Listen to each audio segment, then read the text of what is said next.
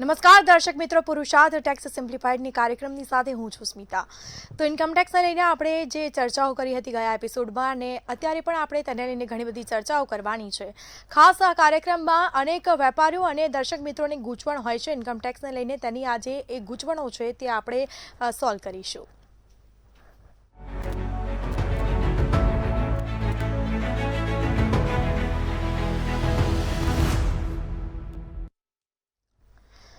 તો આ બધી હવે ગૂંચવણો જે છે ઇન્કમ ટેક્સને લઈને, તો આપણે સોલ્વ કરવી હોય તો તેની માટે નિષ્ણાંતની જરૂર પડે. હવે તે આપણી પાસે ભાવિકભાઈ શાહ ઉપસ્થિત છે, પુરુષાર્થના ફાઉન્ડર.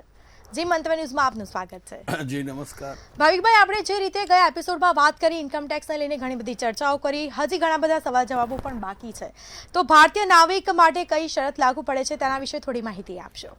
ભારતીય નાવિકને ભારતના રહીશ બનવા માટે 182 દિવસ ભારતમાં રહેવું જરૂરી છે. એના માટે જે 60/365 જે 60 દિવસ અને 365 અગાઉના 4 દિવસ એ વાળી શરત લાગુ પડતી નથી.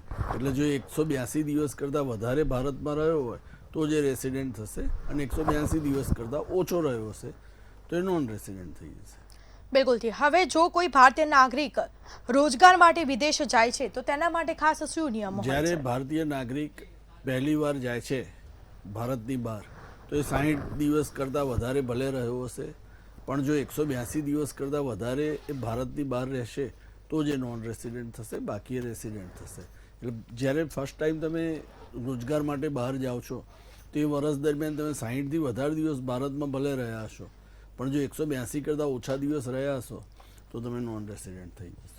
હા, બિલકુલથી. હવે આ જે ઇન્ડિયન ઓરિજિન જે છે એ કોને કહેવાય છે? ઇન્ડિયન ઓરિજિન એટલે ભારતીય મૂળની વ્યક્તિ. ભારતીય મૂળ, ભારત પહેલા મૂળમાં કેટલું મોટું હતું કે પાકિસ્તાન, બાંગ્લાદેશ આ બધું ભારતમાં સમાઈ જતું હતું. એટલે જ્યારે કોઈ પણ વ્યક્તિની એ વ્યક્તિ પોતે અથવા તો એના ફાધર મધર અથવા તો એમાં એના દાદા દાદી કે નાના નાની, આમાંથી કોઈ પણ એક વ્યક્તિ જો અનડિવાઇડેડ ઇન્ડિયા, એટલે અનડિવાઇડેડ ઇન્ડિયા એટલે ભારત અત્યારે જે છે એ પાકિસ્તાન પણ આવી જાય અને બાંગ્લાદેશ પણ આવી જાય. કોઈના દાદા ઢાકામાં જન્મ્યા હોય અને પોતે અત્યારે ભલે ફોરેન રહેતો હોય, પણ એ ઇન્ડિયન ઓરિજિન પર્સન કહેવાશે. બિલકુલથી. હવે આ જે સામાન્ય નિવાસી હોય છે તે બનવા માટેની વધારાની શરતો કઈ હોય છે? એટલે એકવાર જો વ્યક્તિ રેસિડેન્ટ બની ગયો, આપણી અગાઉની જે બે શરત છે 182 દિવસ અથવા તો 60/365 દિવસ, આ બેમાંથી કોઈ પણ એક શરત પૂર્ણ કરે તો એ રેસિડેન્ટ બની જશે. પણ એ રેસિડેન્ટ એન્ડ ઓર્ડિનરી રેસિડેન્ટ એટલે ROR, resident and ordinary resident બનવા માટે એણે ફર્ધર બે કન્ડિશન છે કે જે પાછલા 10 વર્ષમાંથી, એટલે જે અત્યારે આ 25-26 નાણાકીય વર્ષ છે એમાં જો એના 182 દિવસ કરતાં ઓછા દિવસ છે 60થી 65ની વચ્ચે, તો ફર્ધર એણે પાછા આગળના 10 વર્ષમાંથી 2 વર્ષ એ રેસિડેન્ટ થયેલો હોવો જોઈએ અને 7 વર્ષમાં 730 દિવસ ભારતમાં સ્ટે કરેલો હોવો જોઈએ, તો એ રેસિડેન્ટ એન્ડ ઓર્ડિનરી રેસિડેન્ટ કહેવાશે. અધરવાઇઝ એ only resident but not ordinary resident. જેમ ડોનાલ્ડ ટ્રમ્પનું આપણે ઉદાહરણ લીધું કે ભાઈ અત્યારે 185 દિવસ રહ્યા, તો આગળના 10 વર્ષમાંથી 2 વર્ષ એ રેસિડેન્ટ નહોતા કે 7 વર્ષમાં 700 દિવસ. આ બંને કન્ડિશન પૂરી થવી જોઈએ. એટલે એ ખાલી આ ચાલુ નાણાકીય વર્ષ દરમિયાન રેસિડેન્ટ જ બનશે, રેસિડેન્ટ એન્ડ ઓર્ડિનરી રેસિડેન્ટ નહીં બને. એટલે ઓનલી રેસિડેન્ટ બનશે. અને રેસિડેન્ટ એન્ડ ઓર્ડિનરી રેસિડેન્ટ બનવા માટે આ બંને કન્ડિશન કે 10 આઉટ ઓફ 2 યર્સ અને 7 યર્સમાં 730 દિવસ એ રેસિડેન્ટ થયેલો હોવો જોઈએ. હા, બિલકુલથી. હવે જો કોઈ વ્યક્તિ માત્ર એક જ વધારાની શરત પૂરી કરી શકે તો એ રેસિડેન્ટ બનશે, પણ resident and not ordinary resident, RNOR, resident and non ordinary resident. એક છે રેસિડેન્ટ એન્ડ ઓર્ડિનરી રેસિડેન્ટ, બીજું છે resident and not ordinary resident. એ બનશે. બિલકુલથી. હવે આજે 120 દિવસનો નવો નિયમ કોને લાગુ પડતો હોય છે? જ્યારે કોઈ વ્યક્તિની આવક 15 લાખથી વધારે છે તો જે 60 દિવસનો નિયમ છે, 60 કે તેથી ઓછા દિવસ ભારતમાં રહેલો હોય તો 60 કે તેથી વધુ, એની બદલે એના માટે 120થી ગણાશે. 120થી 182ની વચ્ચે, 120થી ઓછા દિવસે ભારતમાં હશે તો એ નોન રેસિડેન્ટ થઈ જશે. બિલકુલથી. તો આ જે ડીમેડ રેસિડેન્ટ હોય છે એટલે કે માની લીધેલ નિવાસી, એટલે શું? ડીમ્ડ કોઈ પણ વસ્તુ ડીમ એટલે કે ભાઈ માની લીધું આ વસ્તુ, એવી રીતે ડીમ્ડ રેસિડેન્ટ, કોઈ વ્યક્તિ રેસિડેન્ટ નથી, ભારતમાં એક દિવસ નથી આવ્યો, પણ જો ઇન્ડિયન સિટીઝન છે, અમિતાભ બચ્ચન ઇન્ડિયન સિટીઝન છે, તો ઇન્ડિયન સિટીઝન છે અને એ ટેક્સ હેવન કન્ટ્રીમાં રહે છે. હવે ટેક્સ હેવન કન્ટ્રી એટલે શું કે જ્યાં આગળ કોઈ પણ પ્રકારના ડાયરેક્ટ ટેક્સીસ, ઇન્કમ ટેક્સ એવું લાગુ નથી પડતું. જેમ કે દુબઈમાં કોઈ પણ પ્રકારનો ઇન્કમ ટેક્સ નથી. તમે ગમે તેટલું કમાવો, વાપરો, મજા કરો, સરકારને તમારે એક પણ રૂપિયો ટેક્સ તરીકે ચૂકવવાનો નથી. આવું છે ત્યાં. એટલે ટેક્સ હેવન કન્ટ્રી થઈ. હવે કોઈ વ્યક્તિ ત્યાં જ રહે છે ફક્ત, તો અહીંયા એકે દિવસ નથી આવતો, નોટ એ સિંગલ ડે, તો શું થશે? તો એ નોન રેસિડેન્ટ ગણાશે ને. પણ આ વર્ચ્યુના કારણે બી એની અહીંયા 15 લાખ કરતાં વધારે ઇન્કમ છે અને ઇન્ડિયન સિટીઝન છે અને જ્યાં રહે છે ત્યાં ટેક્સેશન નથી. એ અમેરિકા રહે છે તો અમેરિકામાં ઇન્કમ ટેક્સ છે, લંડનમાં ઇન્કમ ટેક્સ છે, એ ટેક્સ હેવન કન્ટ્રી નથી. એટલે ટેક્સ હેવન કન્ટ્રીમાં રહેતો હોય અને ઇન્ડિયન સિટીઝન હોય, બંને કન્ડિશન પૂરી થવી જોઈએ, તો એને માની લીધેલ રેસિડેન્ટ. એટલે resident and not ordinary resident. આવી વ્યક્તિ ઓલવેઝ RNOR જ થશે, ROR નહીં થાય. બિલકુલ ઠીક. હવે આ શું ડીમ્ડ રેસિડેન્ટ હંમેશા RNOR જ ગણાય ખરી? હા, એ ડીમ્ડ રેસિડેન્ટ હંમેશા RNOR જ થશે, સિવાય કે બીજી બે કન્ડિશન પૂરી કરતો હશે ભવિષ્યમાં. સપોઝ એ 7 દિવસ, 7 વર્ષમાં 730 દિવસ કે 10માંથી 2 રેસિડેન્ટ થશે, તો પછી આગળ વસ્તુ છે. બિલકુલ ઠીક. હવે આ જે HUF નો રહેઠાણનો દરજ્જો કેવી રીતે નક્કી થતો? HUF નું જે કંટ્રોલ, એનું મેનેજમેન્ટ એ ક્યાંથી થાય છે? એનો બેઝિક કંટ્રોલ મેનેજમેન્ટ જો ઇન્ડિયામાંથી થતું હશે તો એ HUF રેસિડેન્ટ ગણાશે, અધરવાઇઝ એ નોન રેસિડેન્ટ ગણાશે. એટલે એના કરતા જે છે HUFના મેઇનલી, એ કરતા જે HUFની મેઇન પર્સન છે વ્યક્તિ, એ વ્યક્તિ જો નોન રેસિડેન્ટ હશે તો મોસ્ટલી HUF નોન રેસિડેન્ટ થશે. અધરવાઇઝ જે HUFના કરતાને લાગુ પડે એ સ્ટેટસ HUFને પણ લાગુ પડશે. બિલકુલ ઠીક. હવે આ જે HUF છે એ ક્યારે ROR બને છે? એટલે HUF પોતે રેસિડેન્ટ એન્ડ ઓર્ડિનરી રેસિડેન્ટ ક્યારે બનશે કે જ્યારે એના કરતા જે 2 શરતો પૂરી કરે છે ROR બનવાની. 2 શરતો કઈ છે ROR બનવા માટેની? કે 7 વર્ષમાં 730 દિવસ અને પાછલા 10 વર્ષમાંથી 2 વર્ષ રેસિડેન્ટ થયેલો હોવું જોઈએ. એટલે જે કરતા છે મેઇન પર્સન, એ જો ROR બનશે તો HUF પણ રેસિડેન્ટ એન્ડ ઓર્ડિનરી રેસિડેન્ટ બનશે.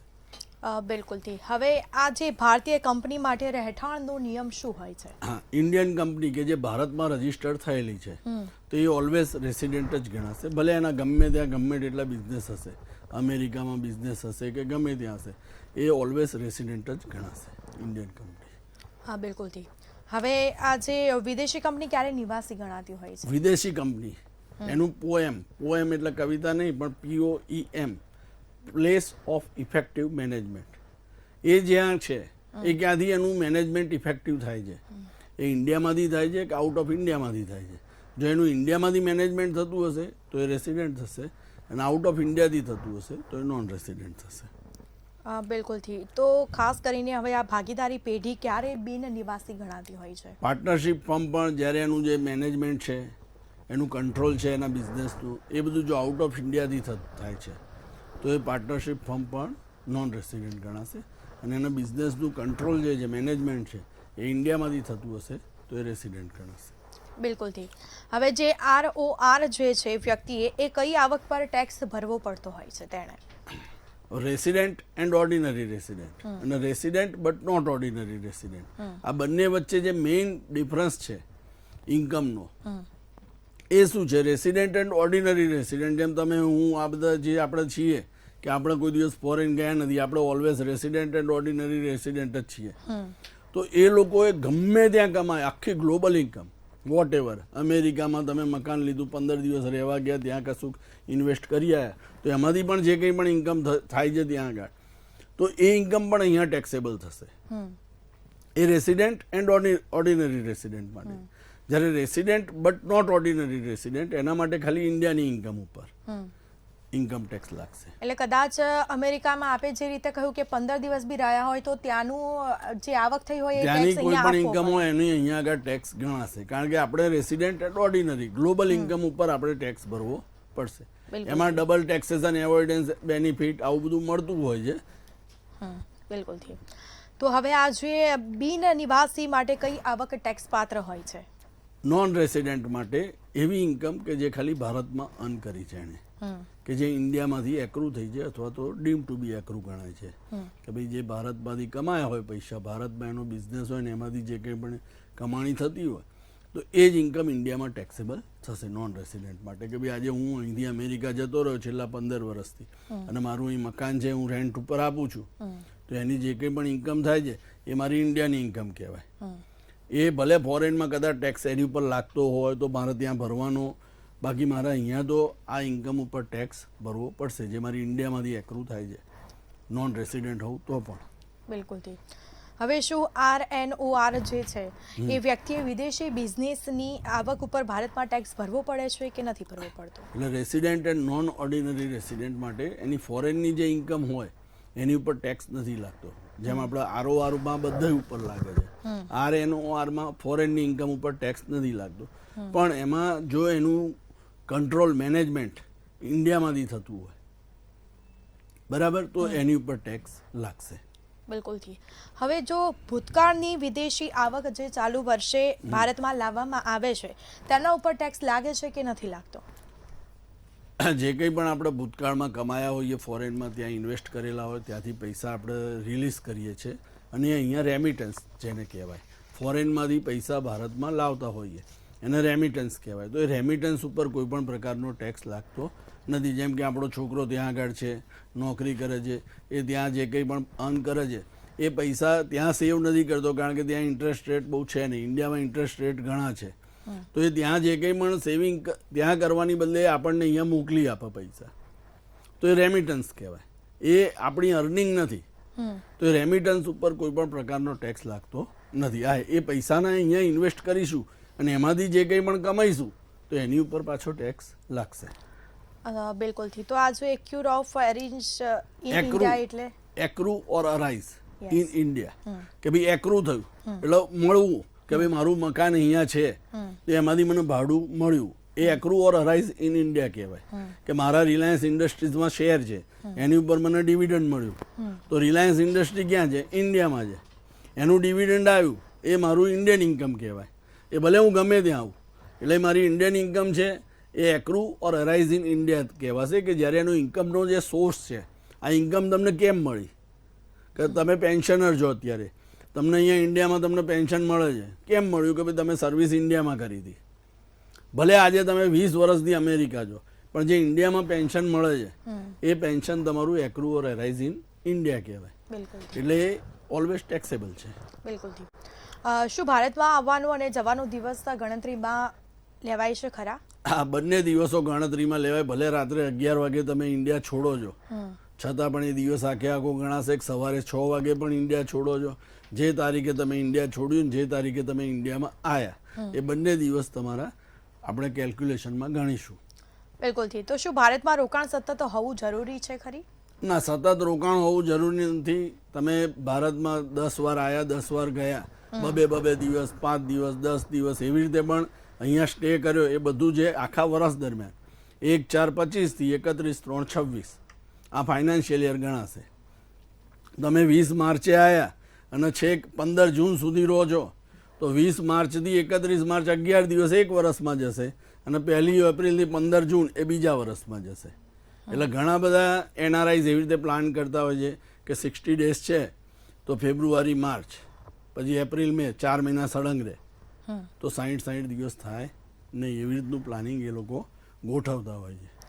બિલકુલથી. તો આ પાસપોર્ટ પરના જે સ્ટેમ્પ ગણતરી માટે પુરાવો ગણાય છે ખરા? હા, એ પ્રાથમિક પુરાવો બેઝિકલી તો એ જ છે કે જે તમે પાસપોર્ટમાં ઇન્ડિયામાં આવો છો અને જાઓ છો એ વખતે જે એરપોર્ટ ઉપર સ્ટેમ્પ લાગે છે આવવા જવાનો, એ તમારો બેઝિક પુરાવો છે.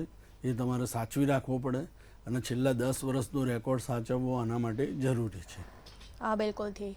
હવે જો કોઈ વ્યક્તિ ભારતના દરિયાઈ વિસ્તારમાં હોય તો એ રેસિડેન્ટ ક્યારે? આપણે આગળ પણ વાત કરી હતી કે ભાઈ દરિયાઈ વિસ્તારમાં ઇન્ડિયા ક્યાં સુધી ગણાય? તો 12 નોટિકલ માઇલ સુધી, એટલે લગભગ કે 22 કિલોમીટર જેવો એરિયા થાય. કે આપણે કોઈ પણ દરિયાઈ વિસ્તાર છે એના કિનારાથી 22 કિલોમીટર સુધીના એરિયામાં રહીશું ત્યાં સુધી આપણે ઇન્ડિયામાં રહેલા એવું ગણાશે. એની બહાર જઈએ, આપણું સ્ટીમર બહાર જાય એટલે આઉટ ઓફ ઇન્ડિયા ગણાય. હા બિલકુલથી હવે આ રહેઠાણના દરજ્જા આધાર કયા ITR ફોર્મ ભરાય છે? રેસિડેન્શિયલ સ્ટેટસના આધારે જ્યારે નોન રેસિડન્ટ હોય ત્યારે કમ્પલસરી અને ITR 2 અથવા તો ITR 3 ભરવું જરૂરી બને છે કોઈ પણ વ્યક્તિ. બાકી HUF ને એ બધા માટે તો ITR 1 એપ્લિકેબલ થતું જ નથી. એટલે જ્યારે નોન રેસિડન્ટ હોય અને સેલેરી ઇન્કમ હોય કે ફક્ત પેન્શનની ઇન્કમ હોય તો રેસિડન્ટ માટે ITR 1 આવે છે, પણ નોન રેસિડન્ટ માટે એ જ વસ્તુ ITR 2 થઈ જાય છે.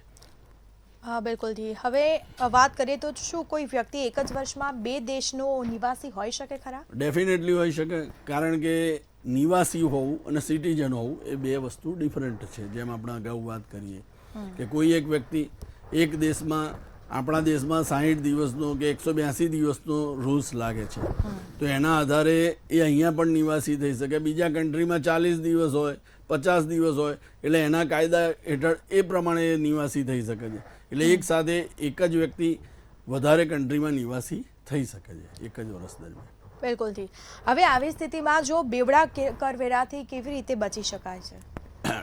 ડબલ ટેક્સ એવોઇડન્સ એગ્રીમેન્ટ, કે ઘણી બધી કન્ટ્રીઝ સાથે ભારતે આવી રીતે એગ્રીમેન્ટ કરેલા હોય છે કે જ્યારે કોઈ વ્યક્તિ તમારી કન્ટ્રીમાં પૈસા કમાય, અમારી કન્ટ્રીમાં કમાય, તો એ જે ટેક્સ લાયબિલિટી પ્રમાણે ત્યાં જે ટેક્સ ભરવાનો થતો હોય એ ટેક્સના આધારે આપણે ત્યાં ભર્યો અને અહીંયા ભર્યો, એક જ ઇન્કમ ઉપર 2 જગ્યાએ ટેક્સ થાય છે. તો એવું થાય એ વખતે જે એક્સેસ આપણે ટેક્સ પે કરીએ છીએ એનું DTA નું સ્પેસિફિક એક ફોર્મ હોય છે ઇન્કમ ટેક્સમાં, એ ભરવું પડે, એની ટ્રીટીનો નંબર ને બધું લખવું પડતું હોય છે અને એના આધારે આપણે રિલીફ ક્લેમ કરી શકીએ છીએ. હા બિલકુલથી. હવે આ જે ટ્રાય બ્રેકરનો અર્થ શું હોય છે, તેનો રૂલ શું છે? ટાઈ બ્રેકરનો રૂલ જ્યારે એક જ વ્યક્તિ 2 જગ્યાએ નિવાસી થઈ જાય છે, તો એવા કેસમાં એના જે આપણે જે DTA ડબલ ટેક્સેશન એવોઇડન્સ એગ્રીમેન્ટ જે 2 કન્ટ્રીએ કરેલો હોય એના આધારે, એ એગ્રીમેન્ટના આધારે એ કયા દેશનો નિવાસી ગણવો ટેક્સેશન માટે અને કયા દેશમાં બિન નિવાસી ગણવો એ નક્કી કરવામાં આવે છે. ટાઈ બ્રેકર રૂલ છે. બિલકુલથી. હવે શું મૃત વ્યક્તિના કાયદેસરના વારસદારનો દરજ્જો આવેલા છે ખરા? મૃત વ્યક્તિના કેસમાં જ્યારે એનો લીગલ હેર હોય, લીગલ હેર નોન રેસિડન્ટ છે, પણ જે એક્સપાયર થઈ ગયા વ્યક્તિ, જે ડેથ થઈ ગયું, એ વ્યક્તિ જો પ્રીવિયસ યર દરમિયાન રેસિડન્ટ હતો કે અગાઉ રેસિડન્ટ એન્ડ ઓર્ડિનરી રેસિડન્ટ હતો, જેમ કે કોઈ વ્યક્તિ એક્સપાયર થઈ જાય, હવે એના છોકરા ફોરેન રહેતા હોય, એ લોકો જે તે વખતે એનું ક્રિયાકર્મ કરવા માટે અહીંયા આવે છે, તો એના જે ફાધર હતા એ એક્સપાયર થઈ ગયા, એ પોતે રેસિડન્ટ એન્ડ ઓર્ડિનરી રેસિડન્ટ હતા, છોકરા નોન રેસિડન્ટ છે, તો એ છોકરાઓનો રેસિડેન્શિયલ સ્ટેટસના આધારે આજે એક્સપાયર્ડ વ્યક્તિની ટેક્સ લાયબિલિટી કેલ્ક્યુલેટ નહીં થાય. એની ટેક્સ લાયબિલિટી તો એના પોતાના રેસિડેન્શિયલ સ્ટેટસના આધારે જ નક્કી થશે.